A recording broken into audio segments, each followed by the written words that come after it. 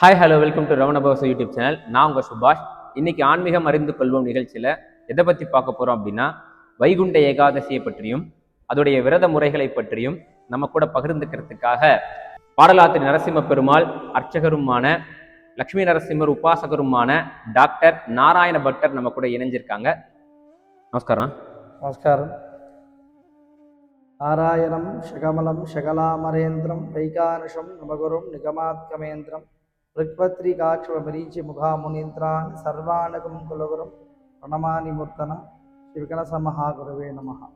ரணபவச YouTube channel அனைவருக்கும், அது நேயர்கள் அனைவருக்கும் வணக்கங்கள். ரொம்பவும் அற்புதமாக பகல் 10 ராப்பத்தை பற்றி ரொம்ப சூப்பராக ஒரு விளக்க கொடுத்தீங்கன்னா, இப்போ நிர்ஜலம் அப்படின்னு நீங்கள் சொல்லிட்டு இருக்கீங்க.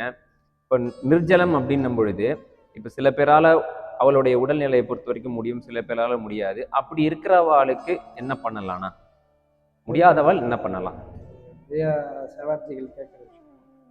அது பார்த்தீங்கன்னா, நிர்ஜலம் அப்படின்னா நம்ம சாப்பிடாம இருக்குது விரத முறையாக பெரியவா சொல்லியிருக்காங்க.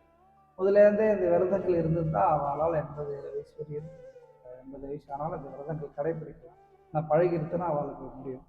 திடீர்னு நான் அப்போனா இல்லை, இப்போ தான் இருக்கும் ஆசைப்பட்றேன் அப்படின்னா கொஞ்சம் கொஞ்சமாக உடம்பு முடிகிறவா நிர்ஜலம் ட்ரை பண்ணுறோம். அதுக்கு 2வது செக்ஷன் பார்த்தீங்கன்னா, கொஞ்சம் அதுலேருந்து பெரியவா சொல்லியிருக்காங்க.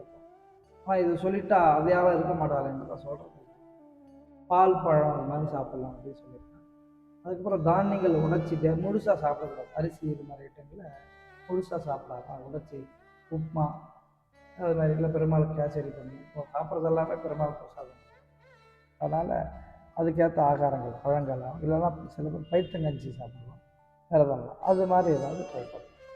அரிசியாக சாப்பிடலாம். உடைச்சல் சில இதில் நொய் மாதிரி சாதம் மாதிரி இல்லாமல் நொய்யாக விடிச்சு அதிலே மோர் குத்தி போட்டு சாப்பிடலாம்.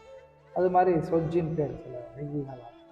அன்றைக்கி சாதம் சாப்பிட மாட்டாங்க மோஸ்ட்லி வீட்லையா, சாதமே வெடிக்கக்கூடாது.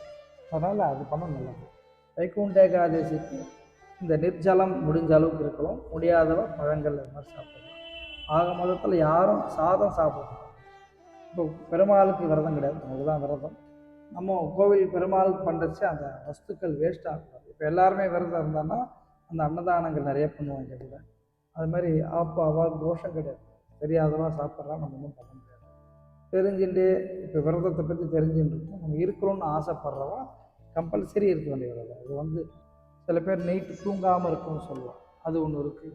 அப்படி முடியாததான் நீங்கள் மத்தியானத்தில் தூங்காமல் ராத்திரியில் தூங்கினாலும் தப்பு கிடையாது.